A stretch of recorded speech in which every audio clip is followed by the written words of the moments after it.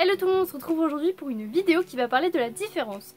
Donc récemment Max Booking a fait une vidéo à ce sujet là et j'avais très envie de rebondir dessus puisque moi aussi j'ai des choses à dire là-dessus. Donc je vous mettrai le lien de sa vidéo en barre d'infos et avant toute chose je tiens à préciser que je ne suis pas un robot, donc certains de mes mots ou certaines de mes phrases peuvent être un peu mal tournées et donc être mal interprétées. Et si c'est le cas j'en suis désolée puisque cette vidéo est juste à but bienveillant.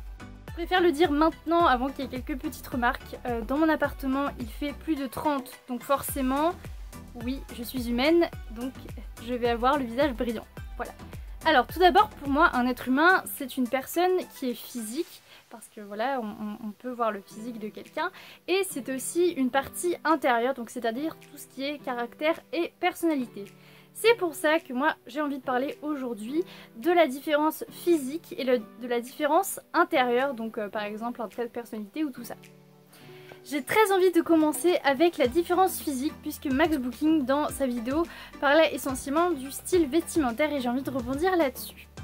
Par exemple, là la seule chose qui me vient à l'esprit c'est le style gothique. Par exemple, quelqu'un qui a un style gothique, qui se plaît comme ça, qui se sent bien comme ça, qui éprouve un bien-être corporel et mental avec ce style-là, en quoi est-ce qu'on irait remettre en question son style en fait? Pourquoi on jugerait son style du moment qu'il est heureux?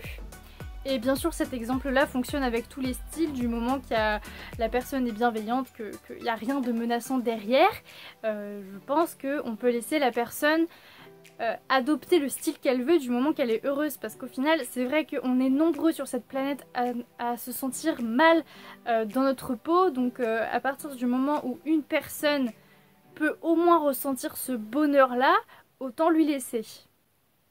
Il en va de même avec le poids et la taille. Au final les normes c'est juste des détails, en fait, ça n'a rien d'important en fait les normes. En fait du moment qu'on soit en paix avec notre corps et qu'on soit petit, grand, moyen, en surpoids, avec des kilos en plus ou un peu plus maigre que la norme, du moment qu'on se sent bien et qu'on ne met pas notre santé en danger, je ne vois pas du tout en quoi c'est un problème pour les autres en fait. Enfin c'est vrai, au final il y a tellement de personnes qui sont malheureuses parce qu'elles n'arrivent pas, elles ne s'aiment pas physiquement. Quand il y a une personne qui ressent ce bonheur là, je pense que c'est vraiment essentiel de lui laisser et de pas remettre en question bah t'as un style bizarre, bah t'es comme ci, t'es comme ça, t'es pas comme ci et t'es pas comme ça. Vous voyez ce que je veux dire? Je pense aussi que la différence c'est quelque chose d'essentiel bah partout en fait, c'est quelque chose de bien, la différence c'est quelque chose de beau, même si parfois c'est difficile à vivre pour certaines personnes plus que d'autres.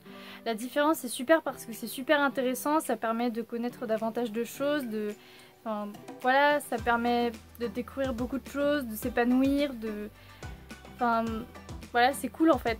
Ça permet de ne pas être comme tout le monde, ça permet juste la différence c'est cool. Maintenant j'aimerais parler de la différence intérieure. Donc voilà, par exemple un trait de personnalité, un caractère, une personnalité, tout ça. Je vais me prendre comme exemple, quand j'étais petite, et c'est toujours le cas, je parlais pas du tout avec les gens que je ne connaissais pas. Je suis très timide, j'arrive pas à parler quand je ne connais pas les gens. Et ça m'a valu le surnom de la muette. Voilà, et bah, souvent à cause de ce détail-là, du fait que j'étais très timide, bah, souvent on me disait « bah t'es bizarre, t'es différente, c'est bizarre en fait, c'est pas comme nous ». Donc voilà, je suis bizarre et aujourd'hui je le vis un peu mieux. Donc oui, je suis très timide et je parle difficilement aux gens que je ne connais pas, mais bah, je suis comme ça en fait.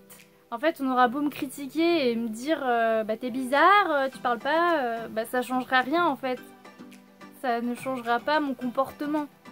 Je vais pas tout d'un coup me mettre à bavarder comme si j'avais jamais été timide. Ça ne fonctionne pas comme ça. En fait ce que j'essaie de dire c'est que qu'importe votre différence intérieure, votre trait de personnalité qui diffère des autres, tant que vous vous sentez bien en fait, bah, c'est le principal en fait.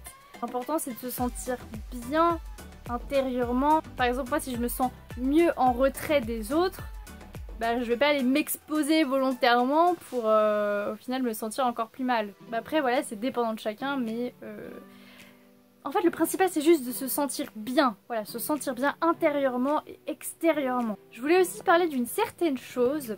Je voulais parler des personnes qui critiquent. Qui critiquent et qui critiquent et qui critiquent et qui font beaucoup de mal. Généralement, ce sont des personnes qui ne sont pas heureuses. Et donc, c'est bien plus facile de faire du mal aux autres que de régler soi-même ses soucis et d'évoluer, de faire en sorte que ça change, vous voyez.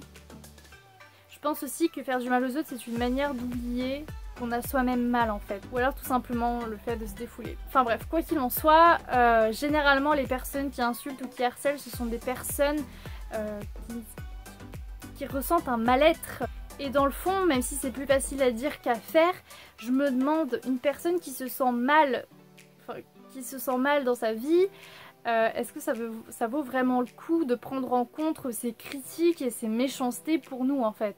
Est-ce que ça vaut vraiment la peine d'être blessée par une personne qui a elle-même mal et qui pour oublier ou pour se satisfaire de plusieurs choses, est-ce que ça vaut vraiment le coup au final de l'écouter et de prendre en compte sa critique? Je voudrais aussi parler de l'orientation sexuelle pour finir. Je veux juste en venir aux personnes qui sont bisexuelles, homosexuelles ou je sais pas trop les autres termes. Le final du final, c'est qu'on s'en fout de l'orientation sexuelle, du physique et des traits de personnalité. Au final, l'important, c'est que la personne se sente bien dans sa peau. Alors au final, voilà, si une personne est homosexuelle et qu'elle est heureuse dans son couple, bah juste laissons-la en fait. Enfin voilà, en fait, la vraie chose, c'est laissons les gens être heureux. Voilà, que ce soit physiquement, intérieurement ou en orientation sexuelle. Laissons juste les gens en fait être heureux comme ils sont. Donc voilà, c'était pas une vidéo très travaillée, voilà, je l'ai un peu fait instinctivement, c'était le moment M, j'avais envie de faire cette vidéo là, de parler de ce qui me passait par l'esprit. Sur ce, je vous dis au revoir et je termine la vidéo parce que le soleil fait n'importe quoi. Le fin mot de l'histoire, c'est que peu importe à quoi on ressemble et qui on est, le principal c'est d'être heureux, voilà.